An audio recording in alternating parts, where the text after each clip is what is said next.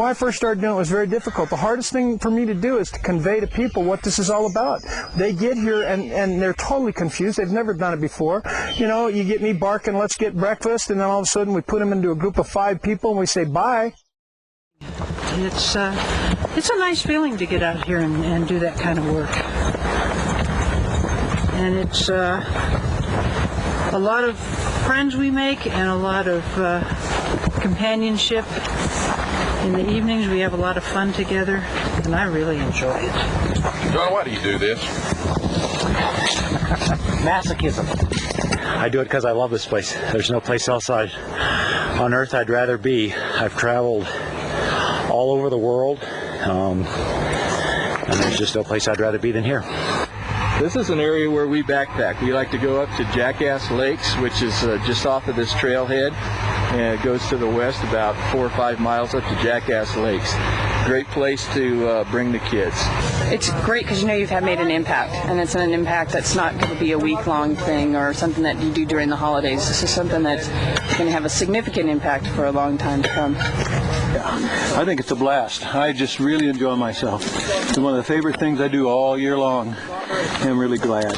And it is just a gorgeous place. You look into the sky and it's blue, and at night you can see the stars moving, and these trees are green, and I'll tell you, it's pretty hard to imagine anything more beautiful than the High Sierras. We're in the Sierra Nevadas, the central section.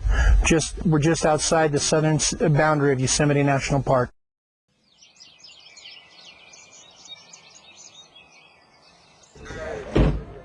Good morning. Good morning. Welcome to day 2 of our project. Thank you. Yesterday we did quite well in getting some trees off the trails and some other issues taken care of.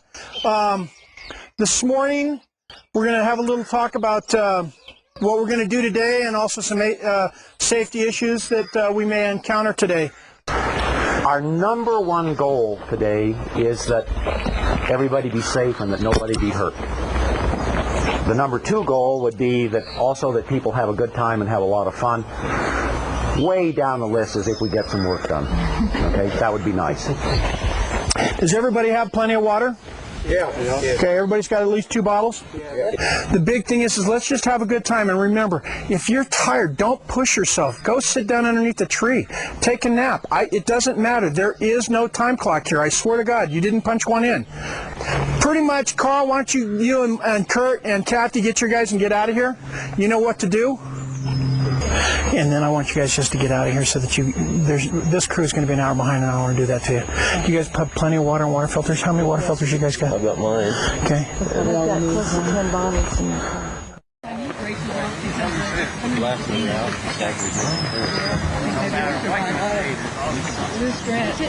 lot of blast stuff.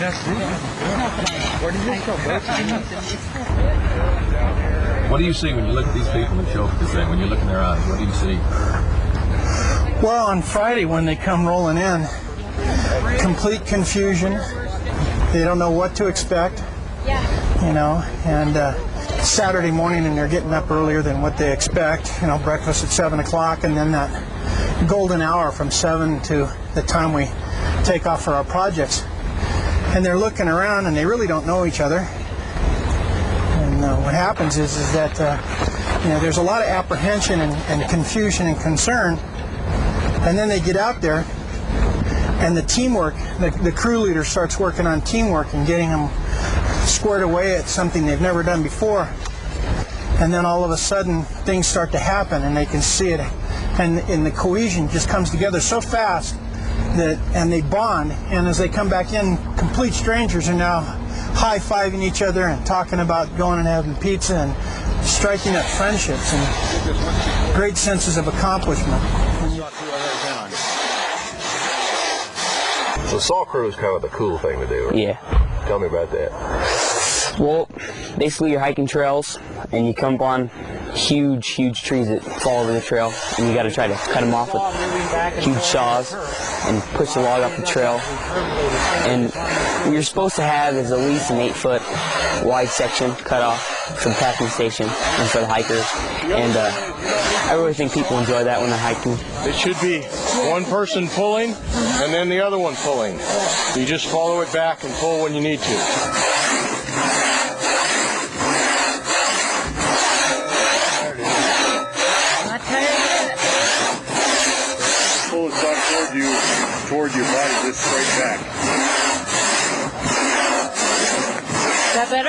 Yeah.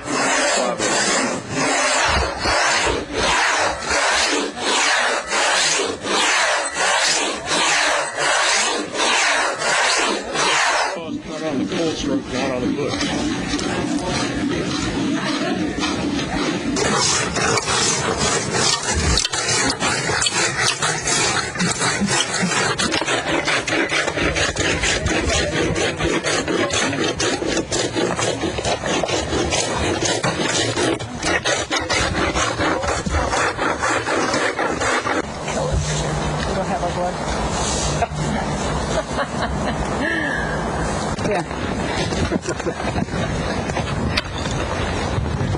Look at him. Go get that picture. Whoa, get that guy. Clear the trail, y'all. He's in the trail.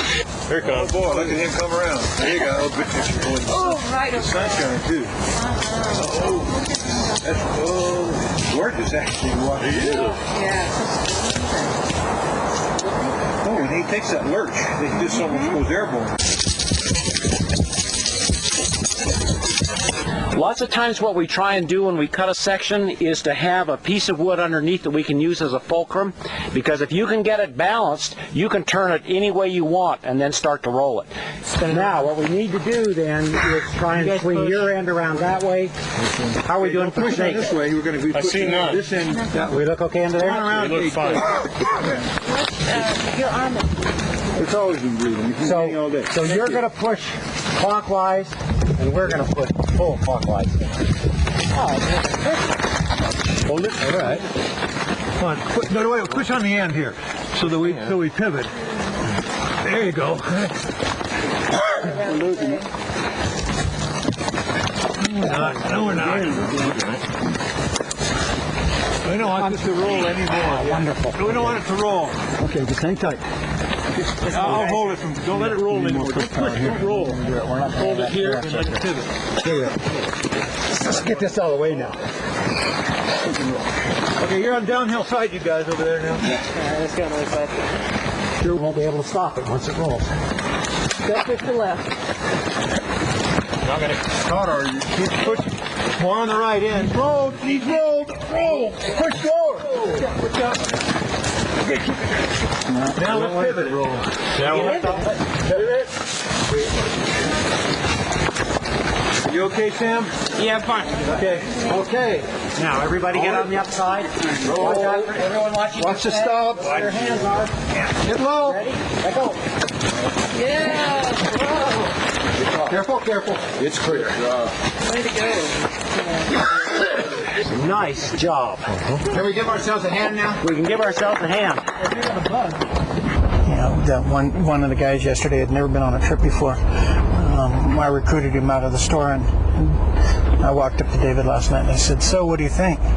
And he goes, "I had no idea what a group of people are capable of doing. That log was so huge, and we rolled it out of the trail with almost no effort." What's it like pushing those huge logs? Well, by yourself, I think it would be pretty hard. I've never tried it, but together, it's pretty easy.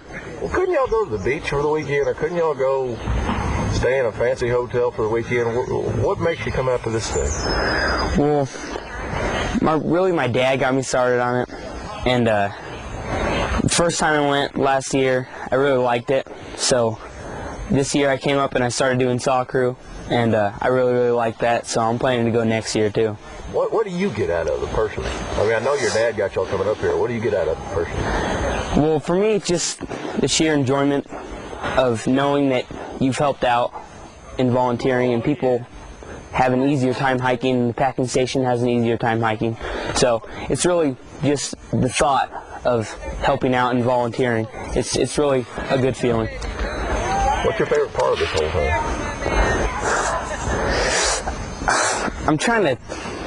I'm having a contest between the food and the work, so because you get to eat a lot too when you come back and from a hard day's work. But yeah, I think it's pretty much a tie between the food and the work.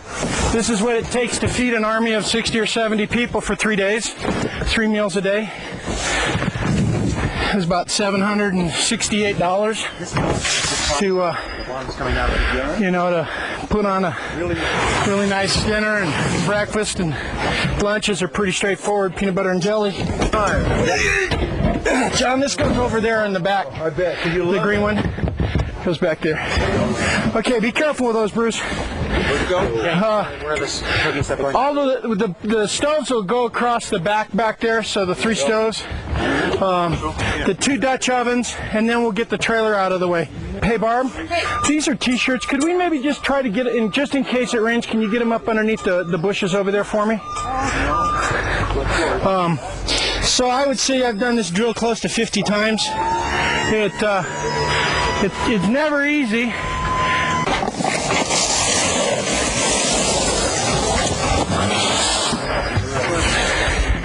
Hey, John, my orange benefactor gave me 5 cases of oranges, so you guys got to make sure that there's lots of oranges, that anything behind. I mean,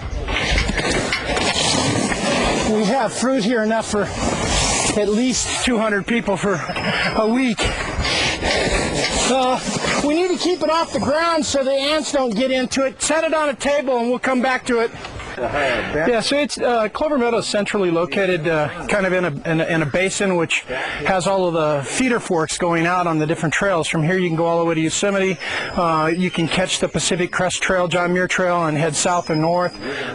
You can also head back out into the front country. But the main thing is this is centrally located, so we can work from here and not have to go as far in travel time each day. These are silver salmon from Seward. Everybody has their own opinion. And you caught these when? These were caught in August, early August, 2002. Of this year? This year. From the Klamath River? From Resurrection Bay, Alaska. Seward, where all the cruise ships come in. And filleted and flash frozen, pretty much on the spot, right? Yes, within hours of being caught. Within 2 or 3 hours. Those small streams. My next magical trick. Oh, that's a beauty. Oh, I want that. I want to eat that piece. Look at the color. That's a king. Is that a salmon? That's a salmon. Salmon, silver salmon from Alaska. Really? Where Alaska is? Yeah. It came from Alaska. That's the last frontier. It truly is. Right behind you, the lady in the red pants. She's the one that brought it in. She got on an airplane and flew it down here for us. It's truly last frontier. When did you tell I would have been in there? Should rub the butt of her. I mean, the neck. Please, maybe touch it with my nose. Oh, your nose? Yay. No salmon. Jerry, You're the man. You're the man, Norm. Now, Jerry wouldn't have salmon. You're the man.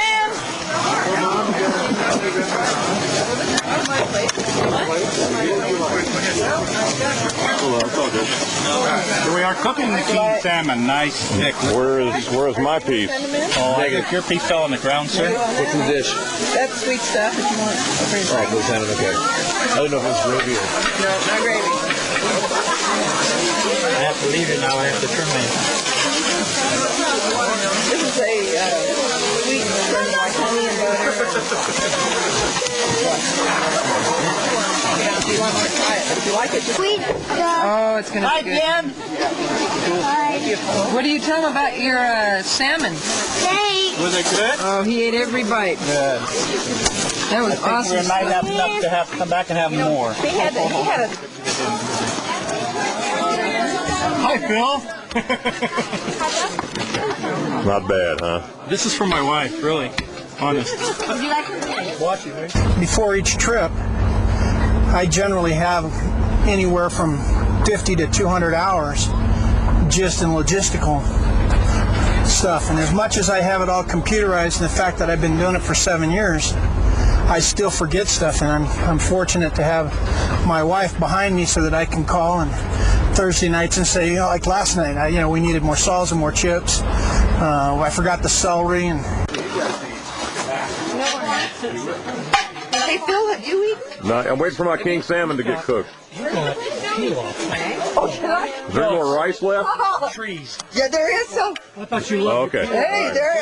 Save me a spoonful, that's all I ask. There's some.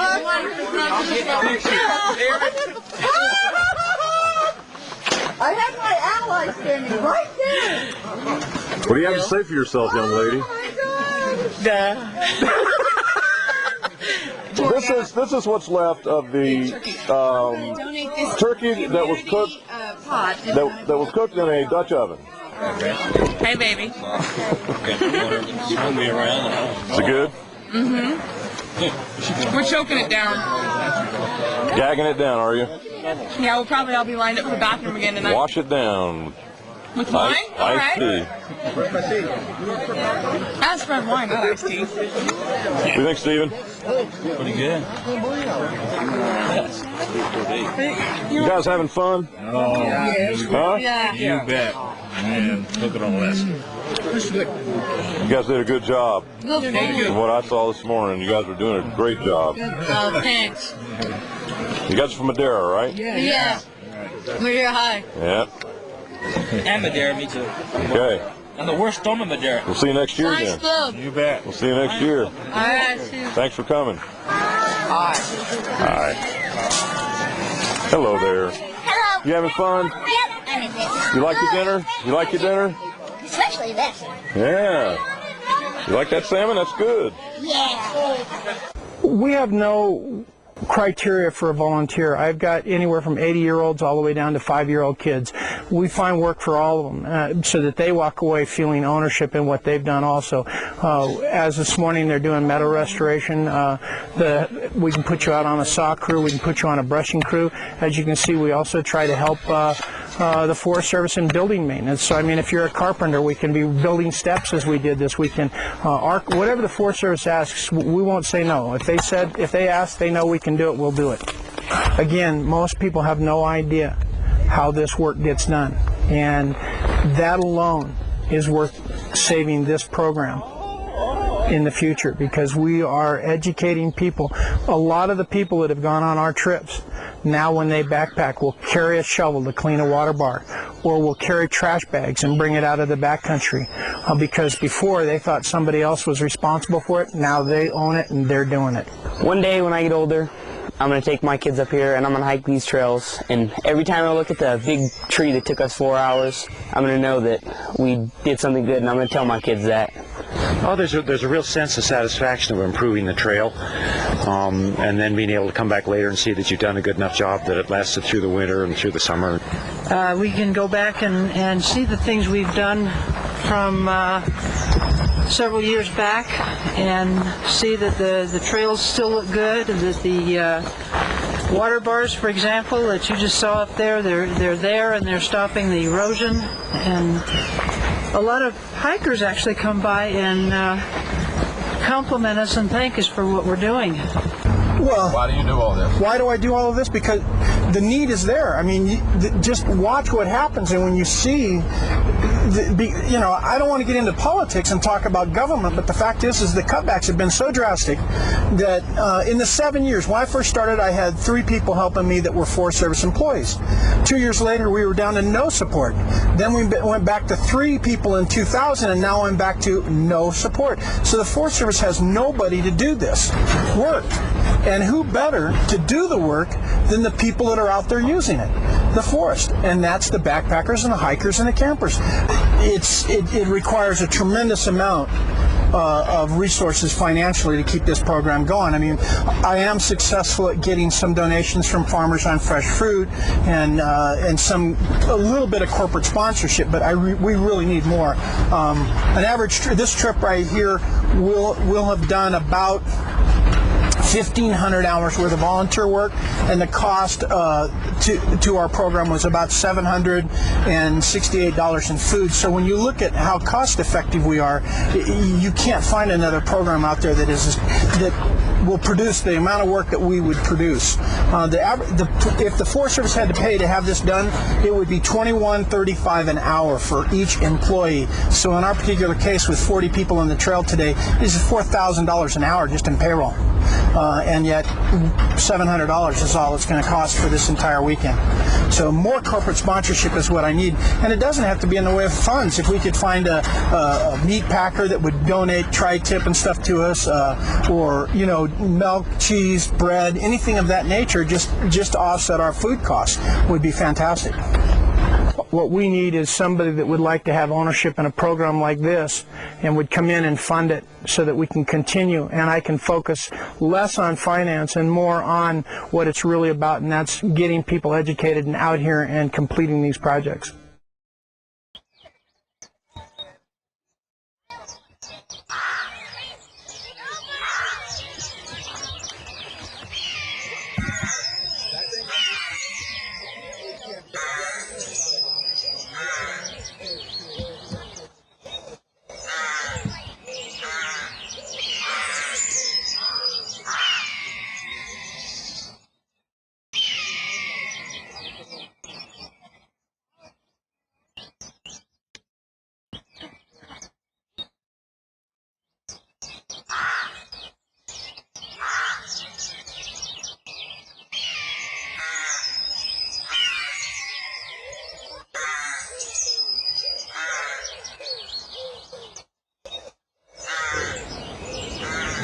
Well, that's the thing that I fight for every Saturday night, is to come up with the words of how do you tell people how much I appreciate the work that they're doing. I mean, it's just amazing to see that they'll come out and do this kind of work and how appreciative I am and the Forest Service is.